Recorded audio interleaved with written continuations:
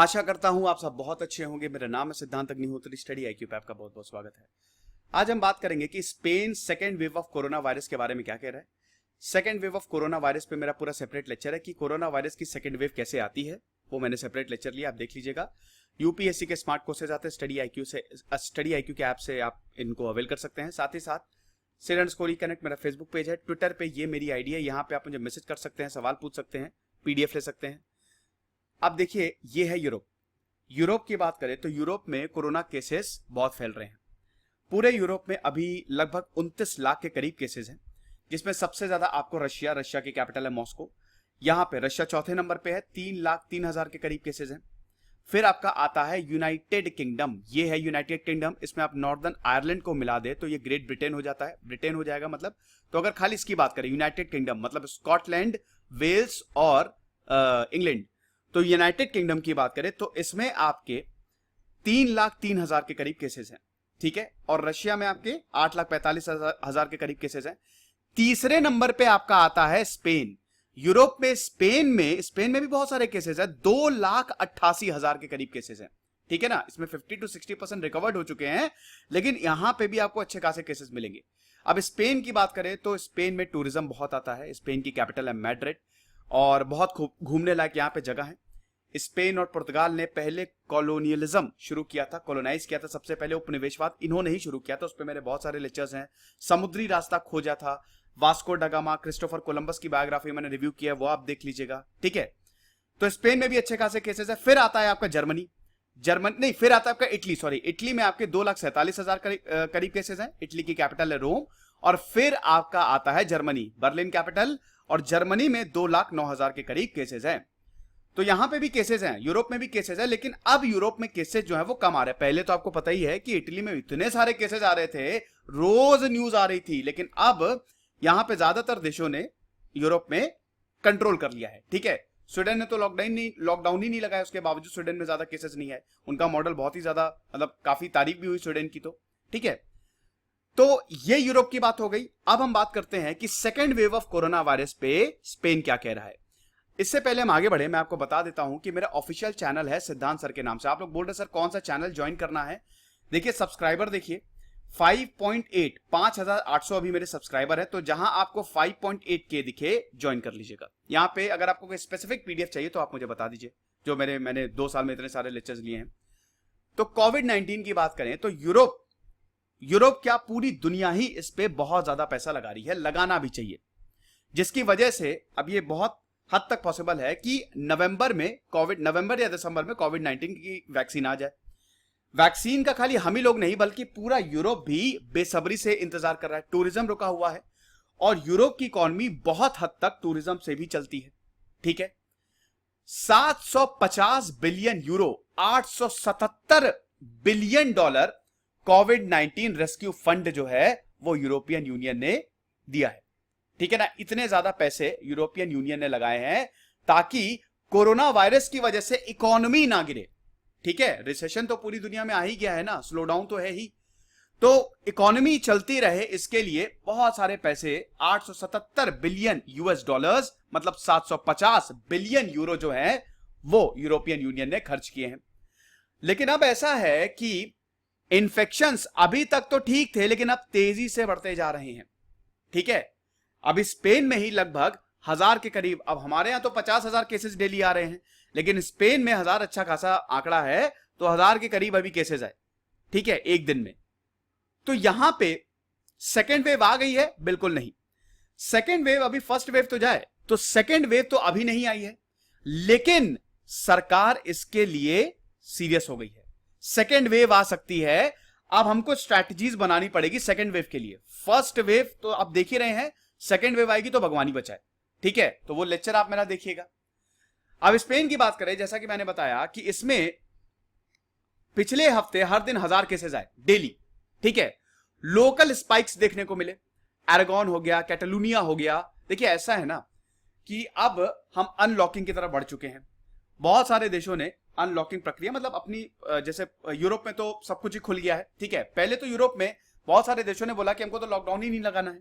बहुत सारे देशों ने तो ये बोला, जैसे यूके की बात करें वो तो सीधा हर्ड इम्यूनिटी की तरफ गए और बाद में बोरिस जॉनसन को ही कोरोना हो गया था, मतलब उनके सिम्टम। तो जहां पे ये स्पाइक हुआ है वहां पे जो नाइट क्लब्स हैं, यूरोप में आपको नाइट क्लब्स आसानी से मिल जाएंगे, बार्स, शराब यूरोप में बहुत ज्यादा पी जाती है, आपको पता ही है कि वहां का क्लाइमेट ऐसा है कि वाइन जो है बहुत ही कॉमन है, ठीक है, बॉडी टेम्परेचर को बिल्कुल नॉर्मल रखने के लिए लोग शराब पीते हैं, ठीक है, और शराब बनती भी बहुत यूरोप में है, एक्सपोर्ट भी बहुत ज्यादा होता है।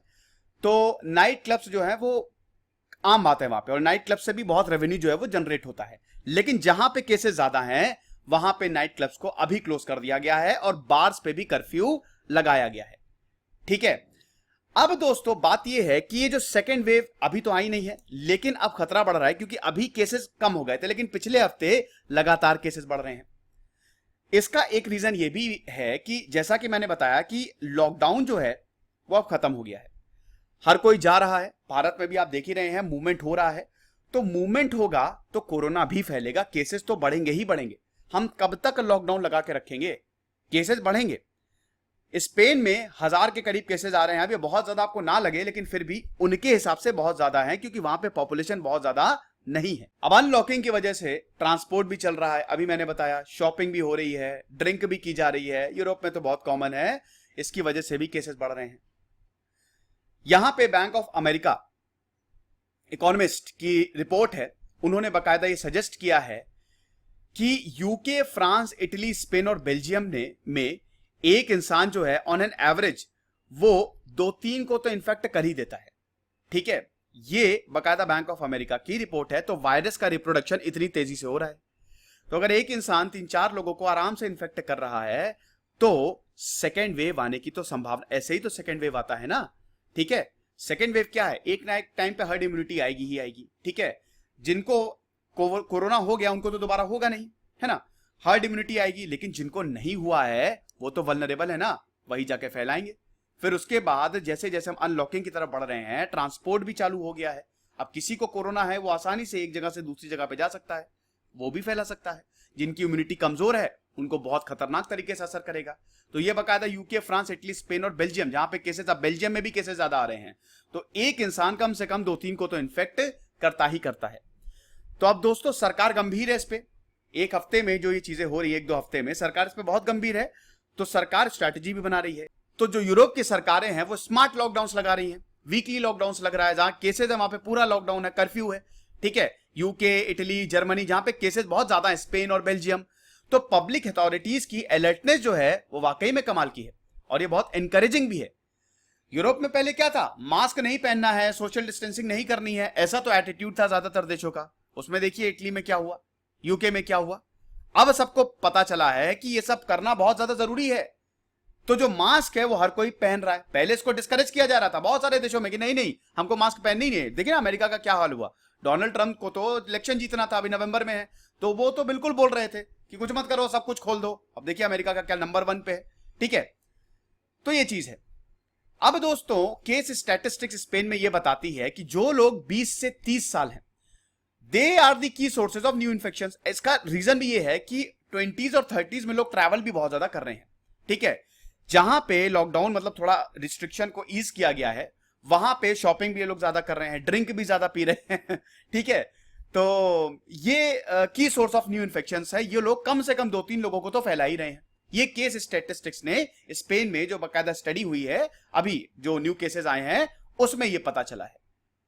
अब दोबारा लॉकडाउन होगा, बिल्कुल नहीं, दोबारा तो लॉकडाउन कोई भी देश नहीं लगाने वाला, क्योंकि अभी देख ही लिया लॉकडाउन लगा के इकोनॉमी बहुत ज्यादा सफर करती है। तो अब तो हमको कोरोना के साथ ही चलना पड़ेगा। तो जितना बेसब्री से हम वैक्सीन का इंतजार कर रहे हैं, उतना यूरोप भी इंतजार कर रहा है, ठीक है। तो यूरोप पूरी कोशिश कर रहा है कि न्यू स्पाइरल ऑफ इन्फेक्शंस को रोका जा सके। अब दोस्तों second wave of corona virus को कैसे रोका जाए, ठीक है। मैंने बताया कि अभी स्पेन में या कहीं पे भी अभी सेकेंड वेव देखा नहीं गया है, लेकिन इसके साइंस जो है वो देखने को मिल गए हैं। एकदम से अगर केसेस, जैसे एक बार कर्व जो है वो फ्लैट हो गया, केसेस कम आ रहे, लेकिन फिर एकदम से अगर ज्यादा आने लगे, जैसे जब तो ज्यादा आ रहे तब तो ठीक है, होता क्या है कि आमतौर पे केसेस ज्यादा रहे, ज्यादा एक पीक आएगा, फिर उसके वहां से रिड्यूस होना शुरू होगा ना। जैसे अभी भारत में तो पीक आया नहीं, भारत में तो अभी बढ़ता ही जा रहा है, लेकिन एक पीक आएगा, फिर वहां से केसेस कम होंगे, है ना। यूरोप में यही हुआ है, बहुत सारे देशों में यही हुआ है। लेकिन अब जैसे मान लीजिए कि ये कर्व फ्लैट हुआ, नीचे आ गया और फिर एकदम से अगर ऊपर जाने लगा, दैट मींस सेकेंड वेव आ रही है। तो बिल्कुल तैयार रहना है हमको। अब इसको रोका कैसे जाए? Contact tracing. Contact tracing is the key. जहां जा रहे हैं, कॉन्टैक्ट ट्रेसिंग भी सरकार कर रही है, जहां जा रहे हैं नजर रखो, ठीक है। ब्लूटूथ से यहां पे बकायदा नजर तो रखी जा रही है, और कॉन्टैक्ट ट्रेसिंग में बहुत कुछ डिपेंड करता है। केसेस को आने ही ना दो। किसी को कोरोना है, कोरोना हो गया पॉजिटिव, वो किससे किससे मिला है सबको पकड़ के क्वारंटीन करो, आइसोलेट करो, ओके। फिर उसके बाद फ्रांस, स्पेन, इटली में टेस्टिंग भी बहुत बढ़िया हो रही है, और अब हम ये देख रहे हैं कि जो टोटल टेस्टिंग हो रही है उसमें खाली 1% पॉजिटिव रिजल्ट आ रहे हैं, मतलब 1% जो है वो कोरोना पॉजिटिव है।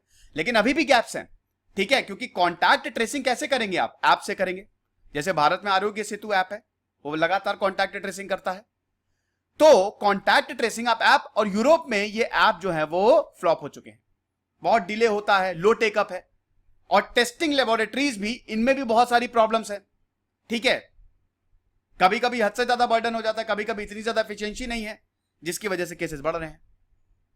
लेकिन उसके बावजूद जो है यूरोप अच्छा कर रहा है। लेकिन यह कहना कि वहां पे सेकेंड वेव नहीं आएगी, यह बिल्कुल सही नहीं है। स्पेन कह रहा है कि सेकेंड वेव आने की संभावना तो है, और स्पेन ने यह भी बोल दिया है, मतलब ऑथर ने यह बोल दिया है, स्पेन क्या, ऑथर ने यह बोल दिया है कि भैया it's going to be a long summer, गर्मियां है ना वहां पे, and may be an even harder winter, winter is coming, ठीक है।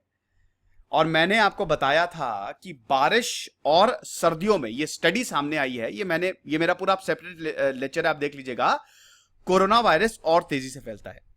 बारिश और सर्दियों में कोरोना वायरस में तेजी आती है, ठीक है, ये देखिएगा, ये ड्रॉपलेट्स पे मेरा पूरा सेपरेट लेक्चर है। तो ये लेक्चर था second wave of corona virus, Spain क्या कह रहा है, मैंने पूरा एनालिसिस किया, ब्लूमबर्ग का आर्टिकल था। खुश रहिए, पढ़ते रहिए। दिस इज सिद्धांत अग्निहोत्री साइनिंग ऑफ।